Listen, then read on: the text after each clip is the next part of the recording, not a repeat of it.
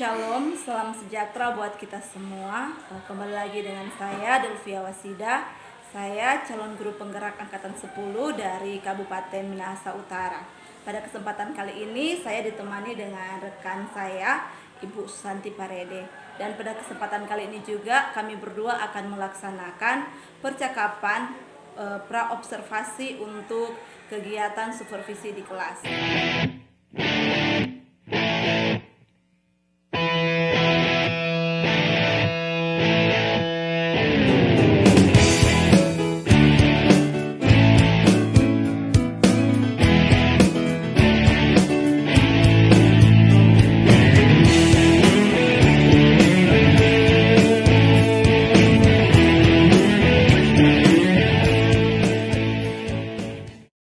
Selamat siang Ibu Susanti. Selamat siang. Apa kabar hari ini? Puji Tuhan, luar biasa sehat.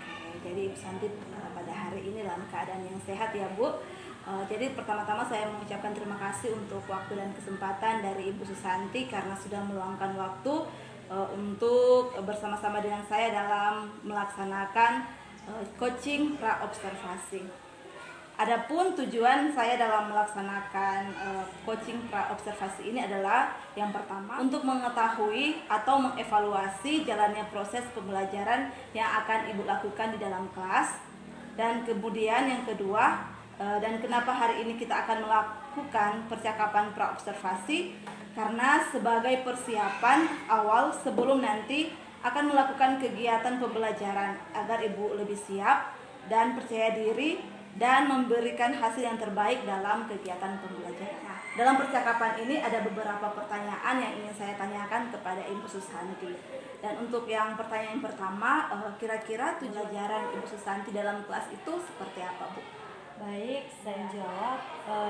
Jadi tujuan pembelajaran saya masuk ke kelas itu yaitu peserta didik mampu mengevaluasi berbagai gagasan dan pandangan berdasarkan logika dari peserta didik yang ada melalui materi yang diajarkan, yaitu materi teks argumentasi yang sementara berjalan. Oke, jadi tujuan pembelajaran Ibu, peserta didik mampu mengevaluasi berbagai gagasan dan pandangan berdasarkan logika dari teks bacaan argumentasi ya Bu. Nah, pertanyaan yang kedua, kira-kira area yang Ibu ingin kembangkan itu di area mana ya? Untuk pengembangan ada dua, yaitu pertama pengetahuan dan keterampilan. Kenapa ada pengetahuan dan keterampilan? Untuk area pengetahuan, siswa mampu menguraikan gagasan berdasarkan logika dari teks argumentasi tersebut. Sementara untuk area keterampilan, siswa mempresentasikan gagasan dan pandangan logika dari teks argumentasi di depan kelas. Oke, jadi ada dua area pengembangan yang Ibu ingin kembangkan, jadi dari segi pengetahuan dan juga dari segi keterampilan. Nah, untuk model pembelajaran kira-kira Ibu akan menggunakan model pembelajaran apa? Jadi metode pembelajaran di sini yaitu metode discovery learning ya, iya, Bu.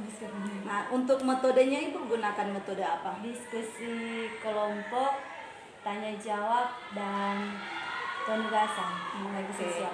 Jadi untuk model pembelajaran yang akan Ibu gunakan discovery learning, dan berarti dalam discovery learning berarti ada sintaks ya Bu, ada langkah-langkah pembelajaran di sana. Kemudian metode pembelajaran yang Ibu gunakan diskusi dan tanya jawab serta penugasan. Nah, kalau untuk strategi pembelajaran, kira-kira Ibu akan menggunakan strategi pembelajaran yang seperti apa? Kalau untuk strategi pembelajaran, saya menggunakan pembelajaran berdiferensiasi berdasarkan kesiapan belajar murid yang terintegrasi dengan pembelajaran sosial dan emosional, di mana saya akan membagi kelompok berdasarkan kemampuan dan keterampilan siswa yang ada di dalam kelas.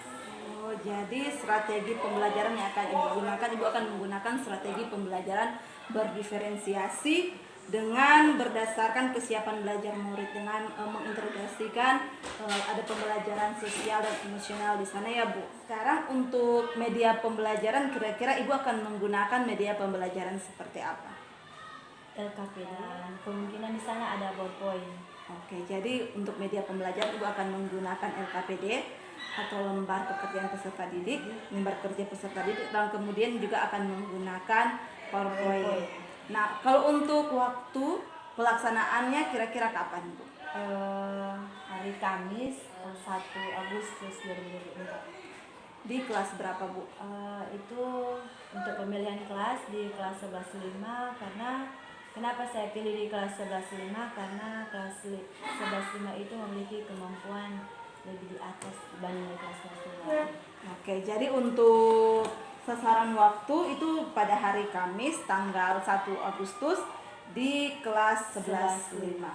Oke, jadi Bu, pada hari Kamis tersebut saya akan masuk di kelas Ibu ketika dalam proses pembelajaran. Di sana saya akan masuk dan di sana juga saya akan melakukan observasi, di mana saya akan mengamati dan mencatat hal-hal yang penting yang terjadi dalam proses kegiatan pembelajaran yang telah Ibu lakukan. Dan nanti selesai kegiatan observasi, kita akan melakukan percakapan lagi, Bu, percakapan pasca observasi. Di mana dalam percakapan tersebut kita akan melakukan percakapan yang seperti ini, tapi akan dampingi oleh Ibu pengajar praktik dari guru penggerak. Sebelum kita akan mengakhiri percakapan kita di siang hari ini, kira-kira apa yang Ibu dapati dari hasil percakapan pra-observasi pada saat ini? Yang saya dapati di sini merupakan gambaran rencana pembelajaran yang akan saya buat seperti model pembelajaran yang ada.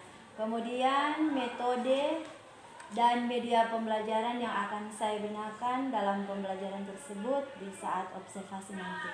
Oke, jadi sangat bermakna sekali ya, Bu, percakapan kita pada siang hari ini.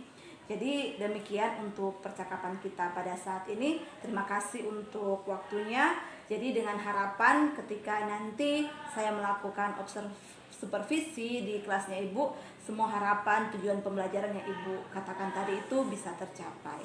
Oke, terima kasih, Bu. Selamat siang dan shalom. Terima kasih, Bu.